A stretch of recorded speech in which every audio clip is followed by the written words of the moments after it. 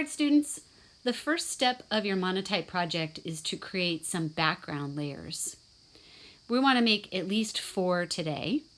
So here's what you're going to need. You're going to need your palette full of colors from your chosen complementary color harmony. Make lots of those colors so you don't run out.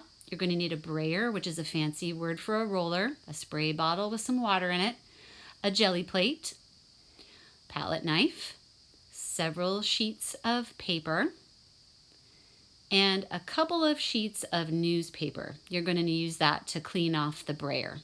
Go ahead and take the protective sheets off the jelly plate. There's one on the front and one on the back, and set them aside. We need to keep those for later.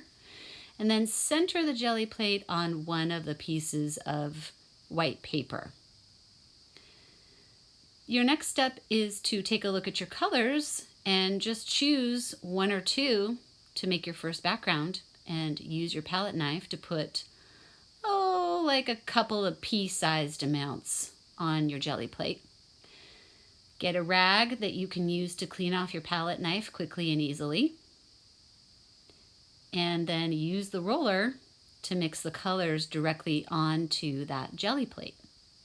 I like to roll in one direction. You can roll in 2. It doesn't really matter. You're just going for an even layer of paint. When you're done, you're going to roll it off on the newspaper to clean it.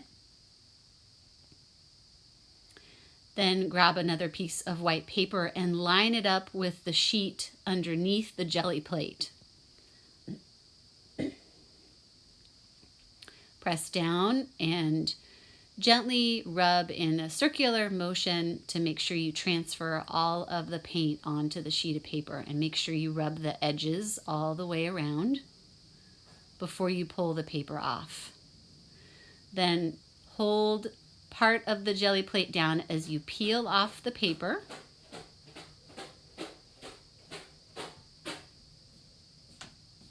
And you've got your first print. Make sure you sign your name on the bottom with a pencil, and then put your print in the drying rack in the back of the classroom.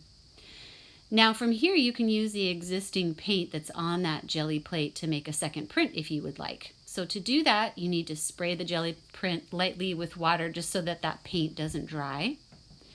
And then go ahead and mix or put down a couple more colors on your plate. I'm going to use now some of my red violets, some tones, and then add a little bit of green to it because I'm going to mix them together with the roller. So if I roll in one direction, then I'll maintain some of the separateness of those colors, and then I'll also get some neutralizations, which looks pretty cool. So again, just making sure I've got a light layer, and then I'm going to roll the brayer off onto the newspaper to clean it off. Line up a new sheet of paper, gently rubbing in a circular motion to make sure that I transfer all of that paint onto my new piece of paper before I lift off. And there's my second background. So again, sign your name on the bottom in pencil before you put it on the drying rack in the back of the classroom. Now, if you're done with the colors on your jelly plate, you're going to spray it with your water and wipe it down with your rag. So it doesn't need to be perfect, but you want to clean as much of the paint off as you can. So just pull it towards you. And then when you're finished with the jelly plate, you're going to put the protective plastic covers back on the front and the back. And that will go on the supply counter. You also need to spray off your brayer with your water bottle and just make sure that there's no remaining paint on it and that it's as clean as it can get. Your final step before the end of the day is to cover your paint. We want to make sure we can reuse that paint for next time, so cover it with some plastic wrap. And now your paint will be ready for our second day of printmaking.